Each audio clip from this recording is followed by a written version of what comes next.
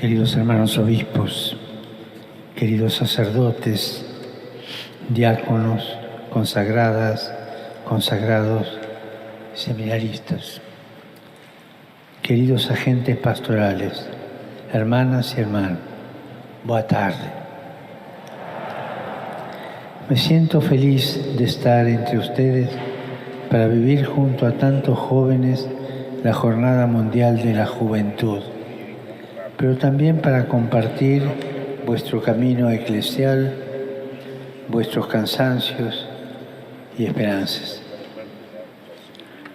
Agradezco a Monseñor José Ornelas Carvalho las palabras que me ha dirigido. Deseo rezar con ustedes para que, como ha dicho, podamos ser, junto con los jóvenes, audaces en abrazar el sueño de Dios y encontrar caminos para una participación alegre, generosa, transformadora para la Iglesia y la humanidad. Y esto no es chiste, es un programa. Me rodea la belleza de este país, tierra de paso entre el pasado y el futuro, lugar de antiguas tradiciones y grandes cambios, adornado por valles exuberantes, playas doradas que se asoman a la hermosura sin límite del océano que bordea Portugal. Esto me evoca el entorno de la llamada de Jesús a los primeros discípulos a orillas del mar de Galilea. Quisiera detenerme en esta llamada que pone de manifiesto lo que acabamos de escuchar en la lectura breve de Vísperas. El Señor nos ha salvado, nos ha llamado no por nuestras obras, sino por su gracia. Esto sucedió en la vida de los primeros discípulos, cuando Jesús, pasando, vio 2 barcas junto a la orilla del lago. Los pescadores habían bajado y estaban lavando las redes. Entonces Jesús subió a la barca de Simón y, después de haber hablado a la multitud, cambió la vida de aquellos pescadores, invitándolos a remar mar adentro y a echar las redes. Vemos inmediatamente un contraste. Por una parte, los pescadores bajan de la barca para lavar las redes, es decir, para limpiarlas, conservarlas bien y volver a casa. Y por otra parte, Jesús sube a la barca e invita a echar de nuevo las redes para la pesca. Resaltan las diferencias. Los discípulos bajan, Jesús sube. Ellos quieren guardar las redes, Él quiere que se echen nuevamente al mar para la pesca. En primer lugar, están los pescadores que bajan de la barca para lavar las redes. Esta es la escena que se presenta ante los ojos de Jesús. Él se detiene precisamente allí. Hacía poco que había comenzado su predicación en la sinagoga de Nazaret, pero sus compatriotas lo habían empujado fuera de la ciudad e incluso habían intentado matarlo. Entonces él salió del lugar sagrado y comenzó a predicar la palabra entre la gente, en las calles donde las mujeres y los hombres de su tiempo se afanaban cada día. A Cristo lo que le interesa es llevar la cercanía de Dios, precisamente a los lugares y a las situaciones donde las personas viven, luchan, esperan, a veces teniendo entre las manos fracasos y frustraciones, justamente como esos pescadores que durante la noche no habían sacado nada. Jesús mira con ternura a Simón y también a sus compañeros que, cansados, amargados, lavan sus redes, realizando un gesto repetitivo, automático, pero también lleno de fatiga y de resignación. No quedaba más que volver a casa con las manos vacías. A veces, en nuestro camino eclesial, podemos experimentar un cansancio similar. Cansancio. Alguien decía, temo el cansancio de los buenos. Un cansancio cuando nos parece que entre las manos solo tenemos redes vacías. Es un sentimiento bastante difundido en los países de antigua tradición cristiana, afectados por muchos cambios sociales y culturales y cada vez más marcados por el secularismo, por la indiferencia a Dios y por un creciente distanciamiento de la práctica de la fe. Y aquí está el peligro que entra la mundanidad. Y esto a menudo se acentúa por la desilusión o la rabia que algunos alimentan en relación a la Iglesia, en algunos casos por nuestro mal testimonio y por los escándalos que han desfigurado su rostro y que llaman a una purificación humilde, constante, partiendo del grito de dolor de las víctimas que siempre han de ser acogidas y escuchadas. Pero cuando uno se siente desanimado, y cada uno de ustedes piense en qué momento han sentido el desánimo, pero cuando uno se encuentra desanimado, el riesgo es bajar de la barca y quedar atrapado en las redes de la resignación y del pesimismo. En cambio, confiemos en que Jesús continúa tendiendo la mano, sosteniendo a su amada esposa. Llevemos al Señor nuestras fatigas, nuestras lágrimas, para poder afrontar las situaciones pastorales y espirituales, dialogando entre nosotros con apertura de corazón para experimentar nuevos caminos a seguir. Cuando estamos desanimados, consciente o no del todo consciente, nos jubilamos. Nos jubilamos del celo apostólico y lo vamos perdiendo y nos transformamos en funcionarios de lo sagrado. Y es muy triste cuando una persona que ha consagrado su vida a Dios se transforma en funcionario, en mero administrador de las cosas. Es muy triste. En efecto, apenas los apóstoles bajan a lavar los instrumentos utilizados, Jesús sube a la barca y luego los invita a echar nuevamente en las redes. El momento del desánimo, el momento de la jubilación, dejemos que Jesús suba a la barca de nuevo, con la ilusión del primer tiempo, esa ilusión que debe ser revivida, reconquistada, reeditada.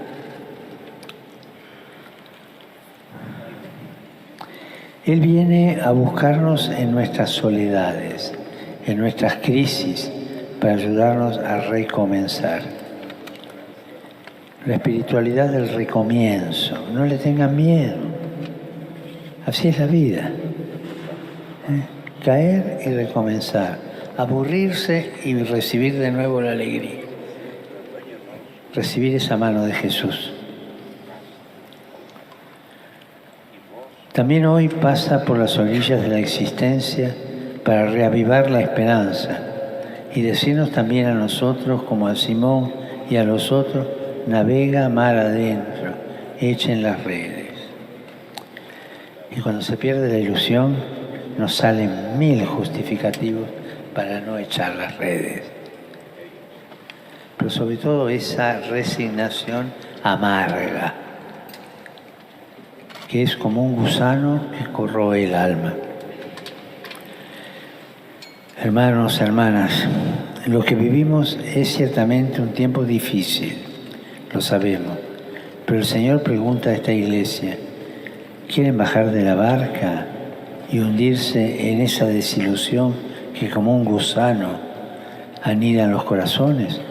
¿O quieren dejarme subir y permitir que sea una vez más la novedad de mi palabra la que lleve el timón?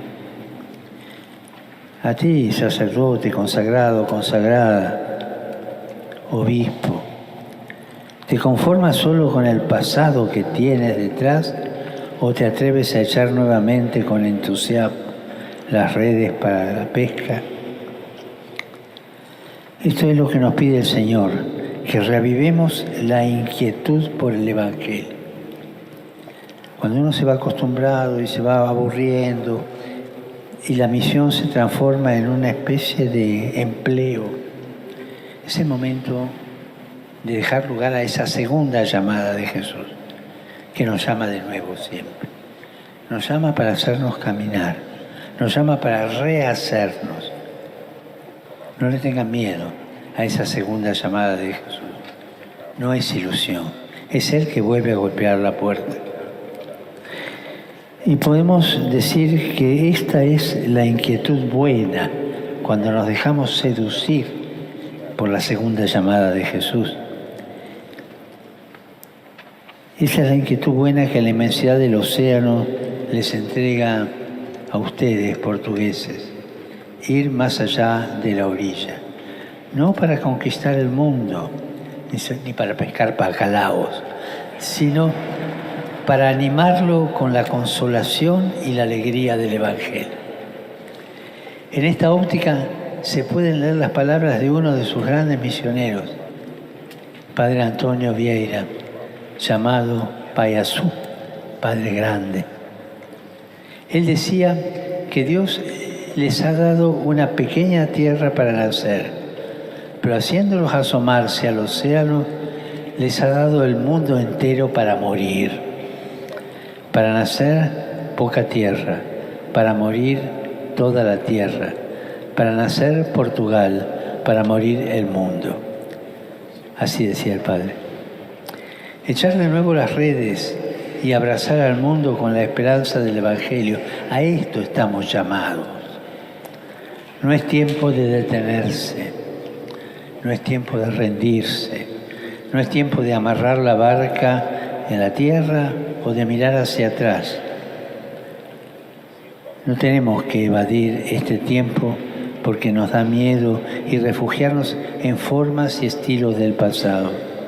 No, este es el tiempo de gracia que el Señor nos da para aventurarnos en el mar de la evangelización y de la misión.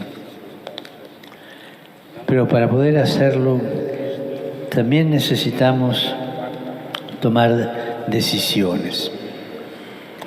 Quisiera indicarles 3 decisiones inspiradas en el Evangelio. En primer lugar, navegar mar adentro, esa magnanimidad, no sean pusilánimes. Navegar mar adentro, para echar nuevamente las redes al mar, es necesario dejar la orilla de las desilusiones y del inmovilismo, tomar distancia de esa tristeza dulzona y de ese cinismo irónico que tantas veces nos asaltan frente a las dificultades. Tristeza, dulzor, cinismo irónico. Examinemos la conciencia sobre esto. Recuperar la ilusión, pero en una segunda edición de la ilusión ya madura, la ilusión que viene de fracaso o de aburrimiento. No es fácil recuperar la ilusión adulta. Es necesario hacerlo para pasar del derrotismo a la fe, como Simón, que aún habiendo trabajado en vano toda la noche, afirmó: si tú los dices, echaré las redes. Pero para confiar cada día en el Señor y en su palabra, no son suficientes las palabras, se necesita mucha oración. Yo quisiera aquí hacer una pregunta, pero cada uno se la responde adentro. ¿Cómo rezo yo? ¿Como un loro, bla, bla, bla, bla, bla? ¿O durmiendo la siesta delante del sagrario porque no sé cómo hablar con el Señor? ¿Rezo? ¿Cómo rezo? Solo en la adoración, solo ante el Señor se recuperan el gusto y la pasión por la evangelización. Y curiosamente, la oración de adoración la hemos perdido. La hemos perdido. Y todos, sacerdotes, obispos, consagrados, laicos, tienen que recuperarla. Es estar en silencio delante del Señor. La Madre Teresa, metida en tantas cosas de la vida, nunca dejó la adoración, aún en los momentos en que su fe tambaleaba y se preguntaba si era todo verdad o no. Momento de la oscuridad, que también lo pasó Teresita de Jesús. Entonces, en la oración se supera la tentación de llevar adelante una pastoral de la nostalgia y de los lamentos. En un convento había una monja, histórico es esto, que se lamentaba de todo. Y no sé qué nombre tenía, pero las monjas le cambiaron el nombre y la llamaban Sor Lamentela. ¿Cuántas veces nuestras impotencias, nuestras desilusiones, las transformamos en lamentela? Y dejando esas lamentelas, se toma otra vez la fuerza para navegar mar adentro, sin ideologías, sin mundanidad, la mundanidad espiritual que se nos mete y de la cual se engendra el clericalismo. Clericalismo no solo de los curas, los laicos clericalizados son peor que los curas. Ese clericalismo que nos arruina y que, como decía un gran maestro espiritual, esa mundanidad espiritual que provoca el clericalismo es uno de los males más graves que puede suceder a la Iglesia. Superar esas dificultades sin ideologías, sin mundanidad, animados por un único deseo, que el Evangelio llegue a todos. Ustedes tienen muchos ejemplos en este camino y visto que estamos rodeados de jóvenes, quisiera recordar a un joven de Lisboa, San Juan de Brito, era un muchacho de aquí, que hace siglos, en medio de muchas dificultades, se fue para la India y empezó a hablar y a vestirse del mismo modo de los que encontraba para anunciar a Jesús. También nosotros estamos llamados a sumergir nuestras redes en el tiempo en que vivimos, a dialogar con todos, a hacer comprensible el Evangelio, aun cuando para hacerlo podamos correr el riesgo de alguna tormenta. Como los jóvenes que vienen aquí de todo el mundo para desafiar las olas gigantes, también nosotros vayamos mar adentro sin miedo. No tengamos miedo de afrontar el mar abierto, porque en medio de la tormenta y de los vientos contrarios Jesús viene. Y viene a nuestro encuentro y nos dice: tranquilízate, soy yo, no tengas miedo. ¿Cuántas veces hemos tenido esa experiencia? Cada uno se contesta adentro. Y si no la hemos tenido es porque algo falló durante la tormenta. Una segunda decisión es llevar adelante juntos la pastoral, todos juntos. En el texto Jesús confía a Pedro la tarea de navegar mar adentro, pero después habla en plural, diciendo: echen las redes. Pedro guía la barca, pero en la barca están todos, y todos están llamados a echar las redes, todos. Y cuando recogen una gran cantidad de peces, no creen que pudieran hacerlo solos, no administran el don como posesión y propiedad privada, sino que, dice el Evangelio, hicieron señas a los compañeros de la otra barca para que fueran a ayudarlos. Y así llenaron 2 barcas de peces.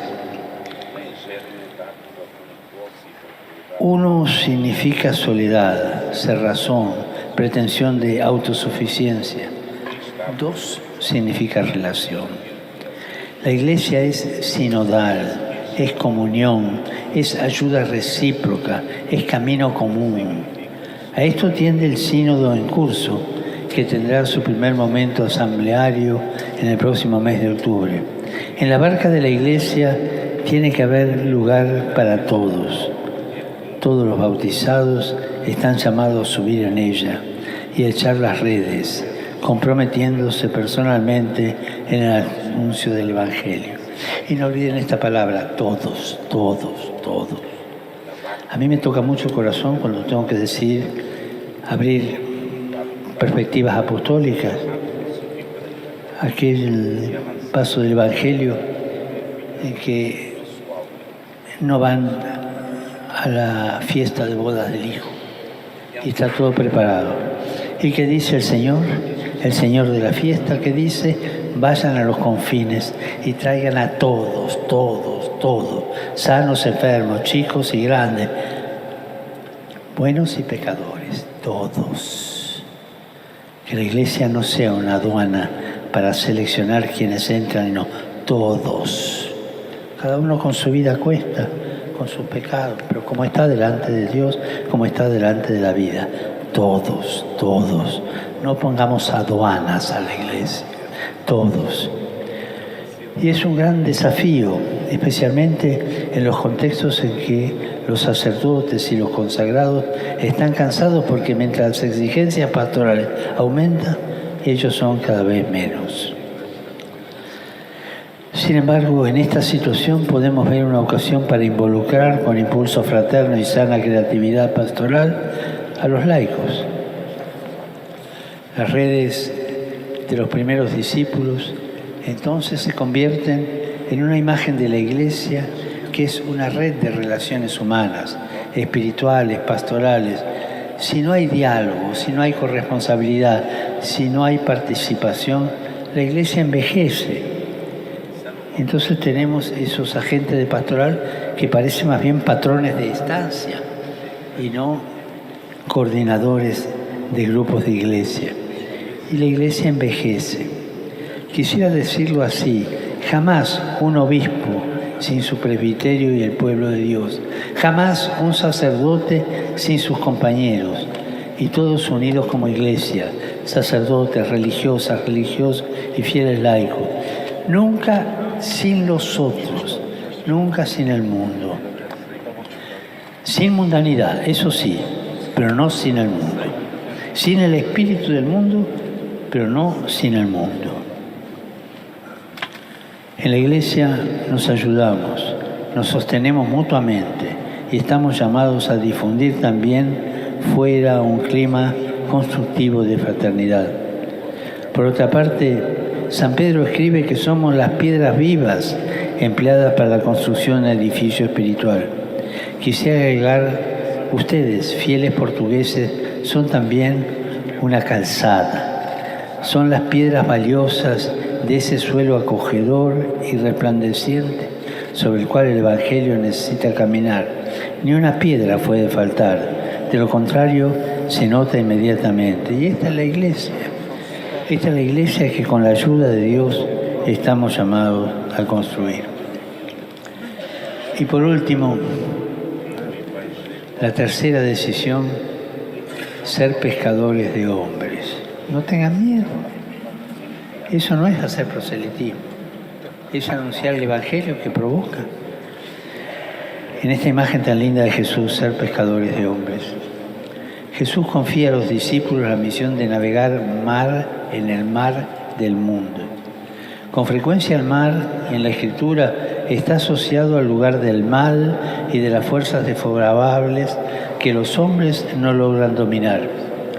Por eso pescar personas y sacarlas del agua significa ayudarlas a salir del abismo donde se habían hundido, salvarlas del mal que amenaza con ahogarlas, resucitarlas de toda forma de muerte. Pero esto sin proselitismo, sino con amor. Y una de las señales de algunos movimientos eclesiales que están andando mal es el proselitismo.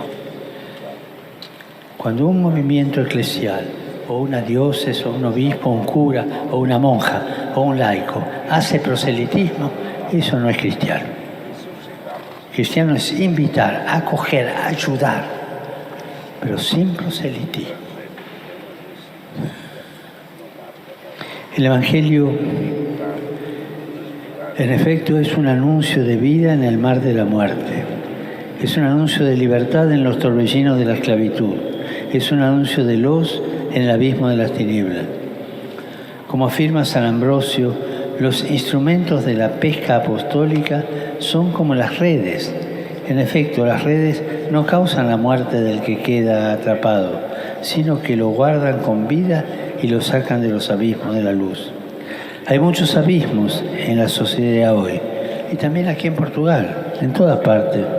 Tenemos la sensación de que falta entusiasmo, que falta la valentía de soñar, que falta la fuerza de afrontar los desafíos y la confianza del futuro. Y mientras tanto, navegamos en la incertidumbre, en la precariedad, sobre todo en la precariedad económica, en la pobreza de amistad social, en la falta de esperanza.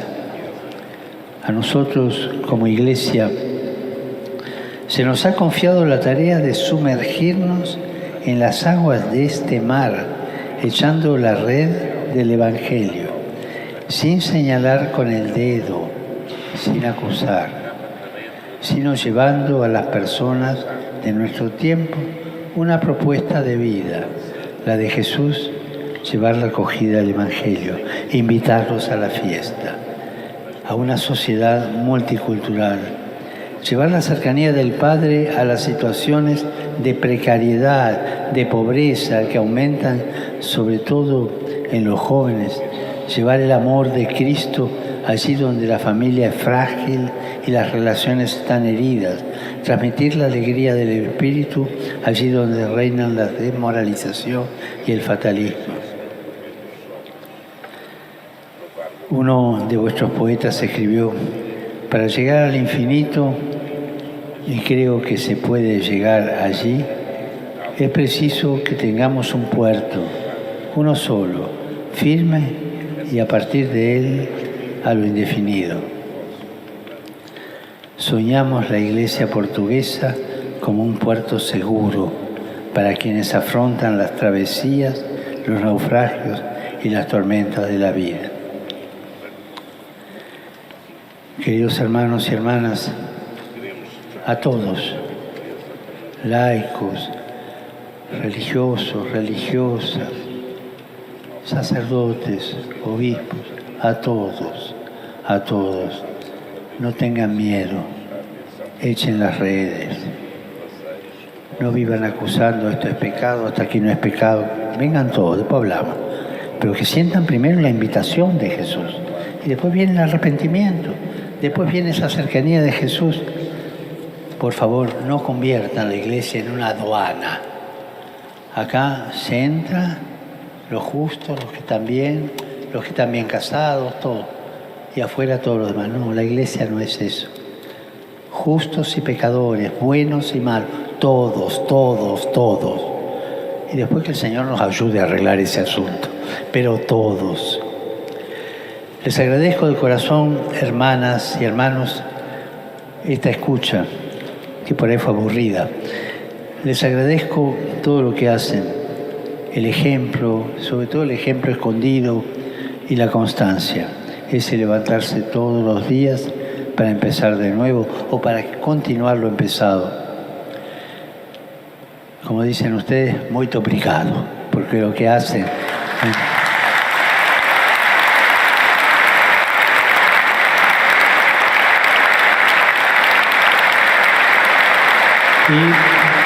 Y les encomiendo a la Virgen de Fátima, a la custodia del Ángel de Portugal y la protección de sus grandes santos, especialmente aquí en Lisboa, de San Antonio, apóstol incansable, que se lo roban los de Padua. Predicador